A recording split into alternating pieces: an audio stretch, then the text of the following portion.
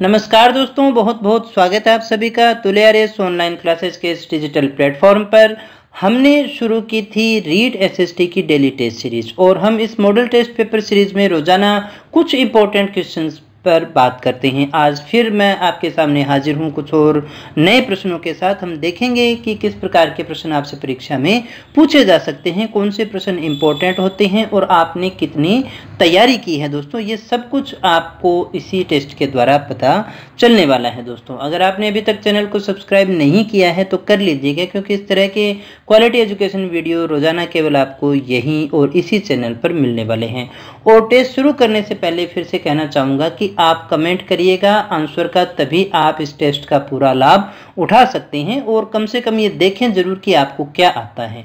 अगर आपको गलत भी आता है तो भी आप करिएगा, तुक्का लगाइएगा, क्योंकि नेगेटिव मार्किंग रेट में नहीं होती है। कम से कम देखें तो सही आपका लेवल अभी तक क्या है, कहाँ तक आप पहुंचे हैं। चलिएगा शुरू करें आज के टेस्ट को और बात करें पहले प्रश्न की। तो पहला प्रश्न आपसे पूछा जा रहा है, हड़प्पा सभ्यता के अभिलेख मुख्यतः किस वस्तु पर बने मिले हैं हमें?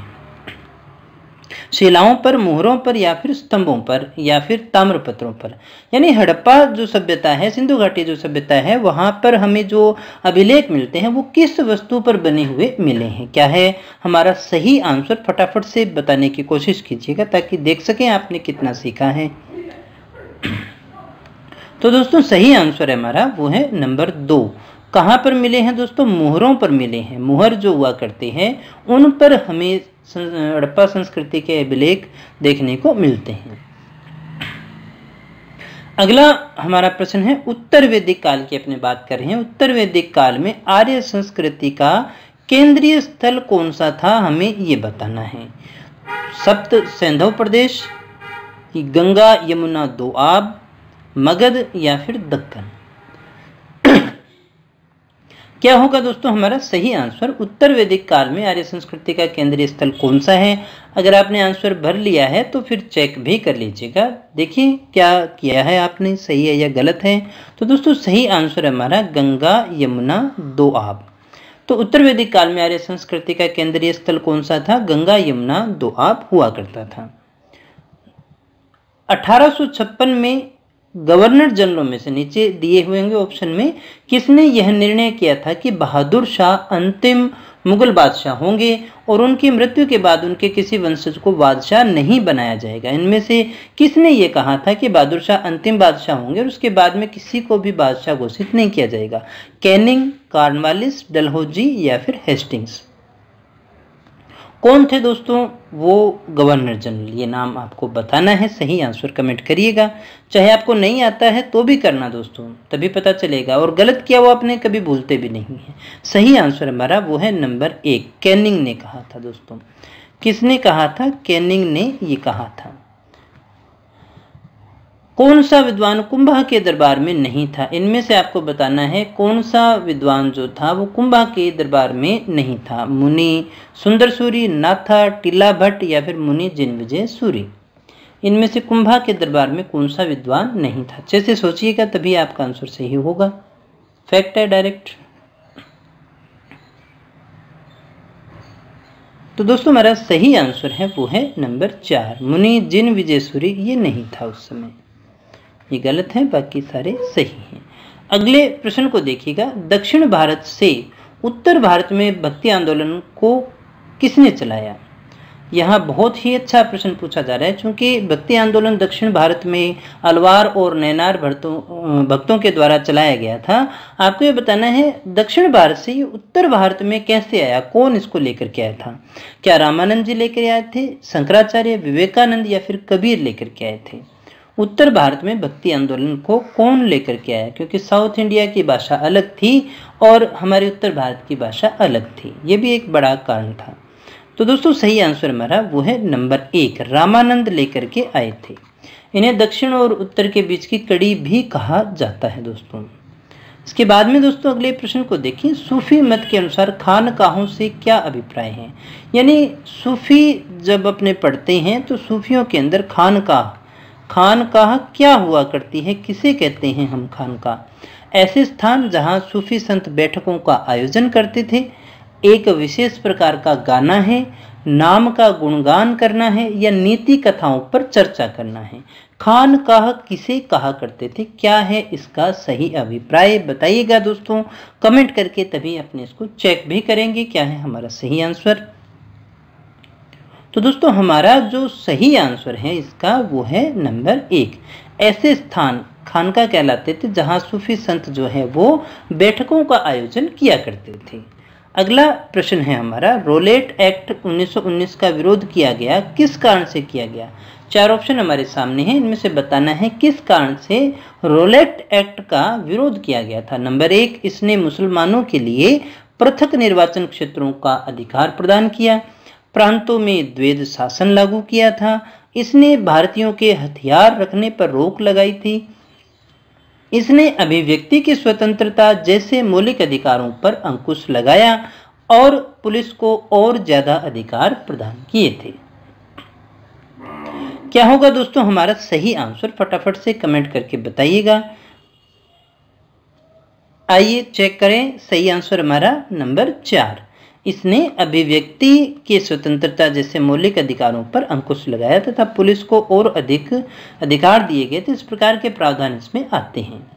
इनमें से किस अधिनियम के अंतर्गत भारतीय प्रशासन को ईस्ट इंडिया कंपनी से ब्रिटिश क्राउन को स्थानांतरित कर दिया गया?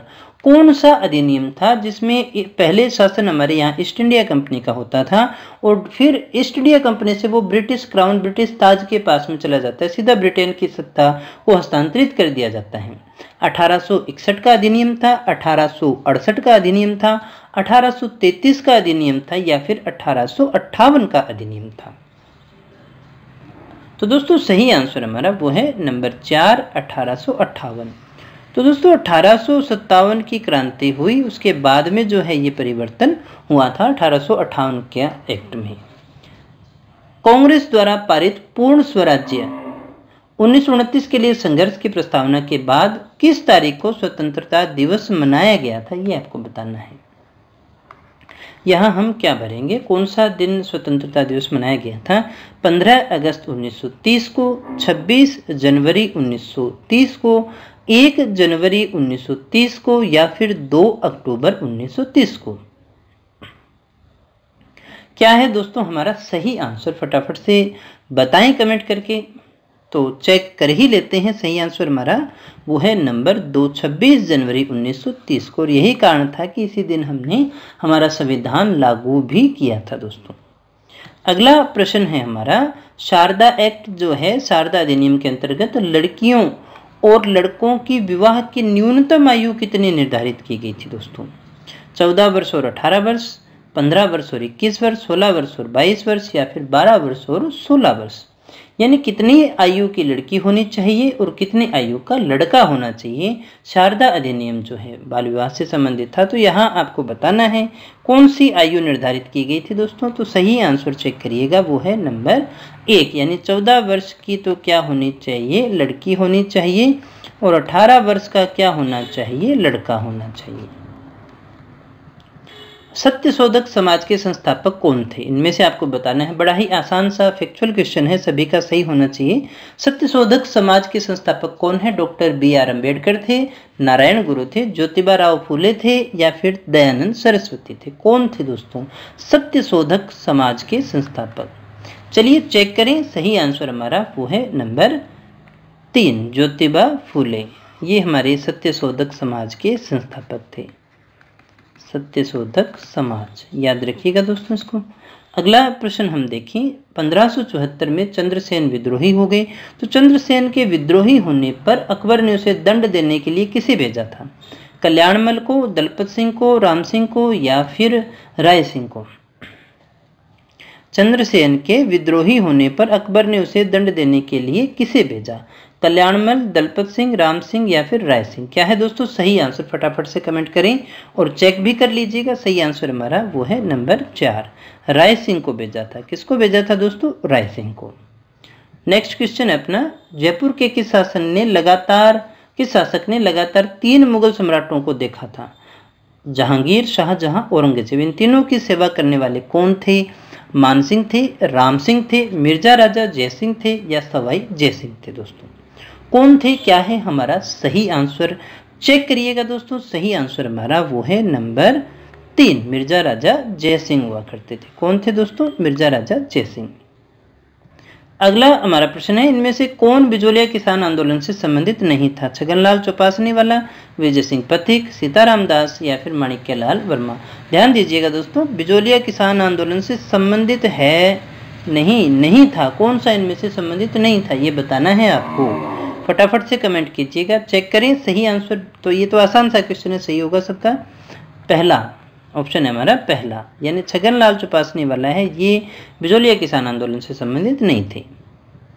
नीमू चना हादसा कब हुआ था दोस्तों? 14 मई 1925 को, 11 मार्च 1930 को, या फिर 25 अगस्त 1935 को, या 14 जुलाई 1929 को। नीमू चना जो कांड है, जलियांवाला कांड से अपने तुलना भी करते हैं इसकी, तो किसे कहा गया, कब हुआ था दोस्तों ये बताना है। चेक करें, सही आंसर हमारा वो है नंबर 1, 14 मई 1925 को, 14 मई 1925 को हुआ था। अगला हमारा प्रश्न है, सांबर झील में नहीं गिरने वाली नदी कौन सी है? गिरने वाली नहीं पूछी जा रही दोस्तों, ये ध्यान दीजिएगा, नहीं गिरने वाली नदी कौन सी है? इनमें से कौन सी नदी है जो सांबर झील में नहीं गिरती है? मेंथा, कांतली, खंडेल या फिर रूपनगढ़। कौन सी है दोस्तों? सही आंसर हमारा क्या है इनमें से? चेक कर लीजिएगा, सही आंसर हमारा वो है नंबर 2, कांतली नदी जो है वो सांबर झील में नहीं गिरती है। चूलिया जलप्रपात किस नदी पर और किस जिले में है ये बताना है। बनास राजसमंद, चंबल कोटा, चंबल चित्तौड़गढ़, बनास चित्तौड़गढ़। चूलिया जलप्रपात जो है एक तो कौन सी नदी पर है और कौन से जिले में है, ये कॉम्बिनेशन आपको बताना है। सही आंसर चेक करिएगा दोस्तों, सही आंसर हमारा वो है नंबर 3, चंबल नदी चित्तौड़गढ़। अगला हमारा प्रश्न है, घग्गर मैदान कहाँ स्थित है? घग्गर का जो मैदान है वो कहाँ स्थित है दोस्तों? गंगानगर और हनुमानगढ़ में, झुंझुनू और सीकर में, जालोर और सिरोही में, जैसलमेर और बाड़मेर जिलों में। कहाँ पर है दोस्तों?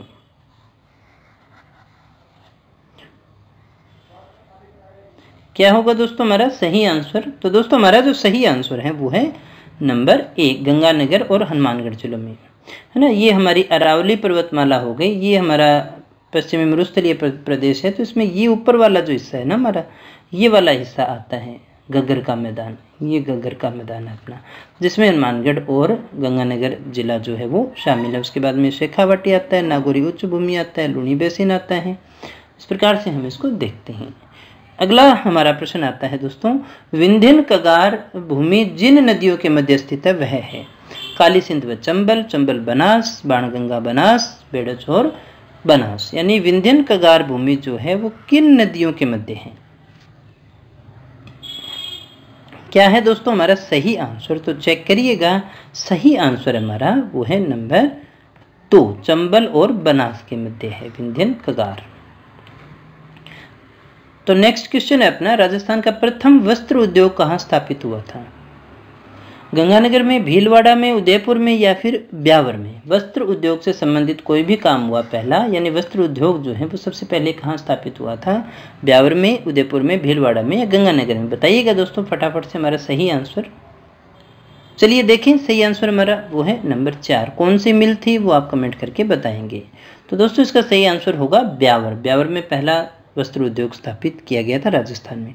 तो दोस्तों ये थे आज के हमारे प्रश्न। उम्मीद करता हूँ आपने काफ़ी कुछ सीखा होगा। अगर आपको वीडियो सच में लाभदायक लगा हो तो इसे लाइक कर देना, दोस्तों के साथ में शेयर भी कर देना दोस्तों। और अगर आप फ्री टेस्ट सीरीज ज्वाइन करना चाहते हैं हमारी, जो कि डेली आजकल आ रही है, तो हमारी आप एंड्रॉयड एप्लीकेशन को डाउनलोड कर सकते हैं। तो दोस्तों मिलते हैं नेक्स्ट टेस्ट में कुछ और नए प्रश्नों के साथ, कुछ और जानकारी के साथ। तब तक बने रहिए हमारे साथ। Thank you very much.